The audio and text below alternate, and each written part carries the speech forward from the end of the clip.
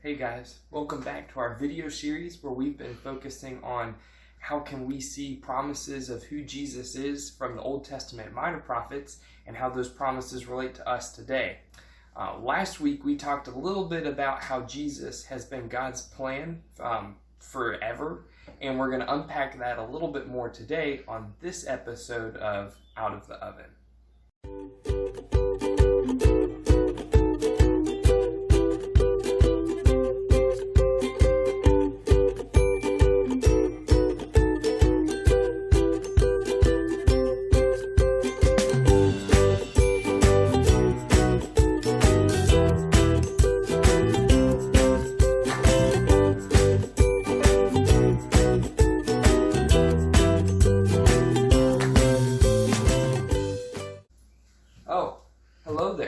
Welcome back to Out of the Oven, where today we are going to be talking about something that's about to come out of the oven. In fact, it's ready right now.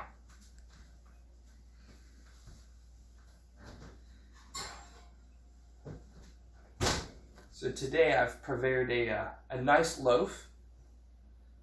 It's well baked. And today our loaf is a nice one about Micah. So, we'll put that aside. Today we're talking about the book of Micah, and you guys actually might have heard of a book that's right next to the book of Micah because it contains a rather fishy story, and that is the book of Jonah. So the book of Micah comes right after Jonah, and Micah prophesied during the reigns of 3 kings of Judah. The first 2 wicked guys, not really good. Their names were Jotham and Ahaz. But then the third guy was actually pretty good, and his name was Hezekiah. The first 3 chapters of the book of Micah really focus on what's going to happen to the people of Judah as a consequence of their sins. But then starting in chapter 4, we get this shift towards the back half of the book, which really focus on but what's going to happen to those people who have remained faithful. And this is where we're going to pick it up in Micah chapter 5. So grab your copy of God's Word and meet me there. We're going to read verses 2, 3, and 4 today. So Micah 5, 2 through 4 say this. But you, O Bethlehem Ephrathah, who are too little to be among the clans of Judah, from you shall come forth for me one who is to be ruler in Israel, whose coming forth is from of old, from the ancient days. Therefore he shall give them up until the time when she who is in labor has given birth.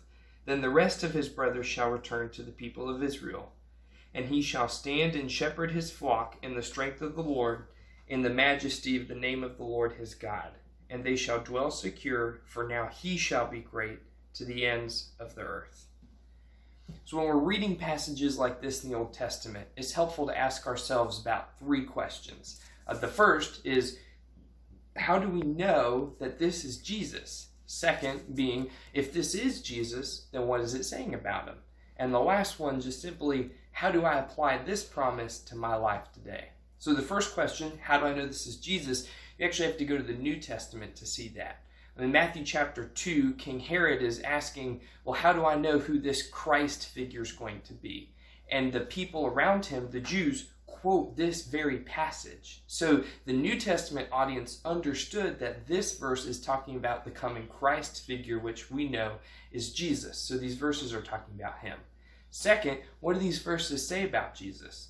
Well, if you'll notice, it starts out by saying that it's somebody who's going to be a ruler from the clan of Judah, from the tribe of Bethlehem. And we know from the New Testament genealogy, that Jesus comes through the line of King David, who fits this description. So Jesus has some human authority to rule over our hearts and our lives.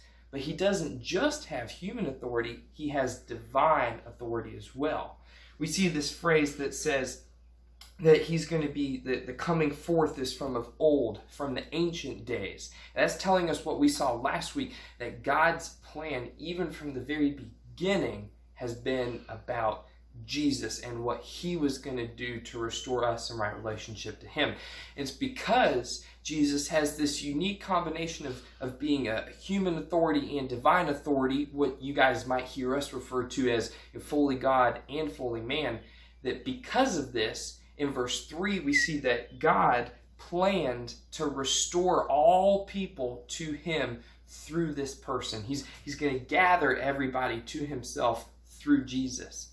And because of that, in verse 4, Jesus is now our shepherd. He's leading us into God's majesty. He's bringing all God's glory and revealing that to us. And now we get to dwell safely and peacefully in who he is. And guys, if all of that is true, then that third question of how we live this out, it changes everything for us. And we said at the end of last video, a lot of people right now are looking for something and they're searching. And really what we're looking for is something that's both eternal and consistent. We're looking for something that's eternal because with the coronavirus outbreak, we realize, man, we are not going to live forever. And there's things out there that are way beyond us that we just can't overcome. We need something bigger than ourselves, something that's eternal.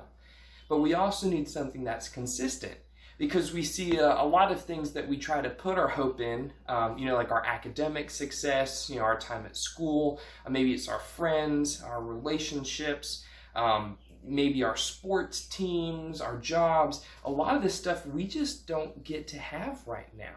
With this self-quarantine, we've had a lot of things that we might consider normal to us taken away. And so those things really aren't consistent. And if our hope is in them, then as they come and go, so is our hope. And so what a lot of people are looking for is what's eternal, what's consistent, what can I find peace in? And guys, Micah is saying that's who Jesus is. He has always been God's plan from even beyond the beginning of our human history. So he's eternal.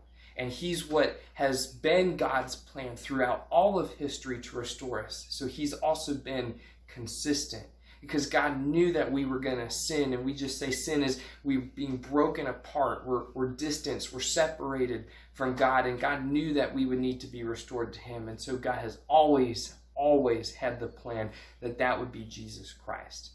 And so just to encourage you guys, I would say right now, let's pray that God can show us, based off of everything that we might think is normal about our lives, what are those things that we put a lot of hope in that aren't eternal and aren't consistent? Because Micah's saying, look, Jesus is the only place that we can find that hope in that God designed for our lives to be in. So I pray that, in this time where we've got a lot of time on our hands, we might be able to see, what can I really, change or alter that I can fully have my life more focused on Christ as hopefully things get back to normal pretty soon. We love you guys. We miss you. Hopefully we'll get to see you soon, and we'll see you next time on Out of the Oven.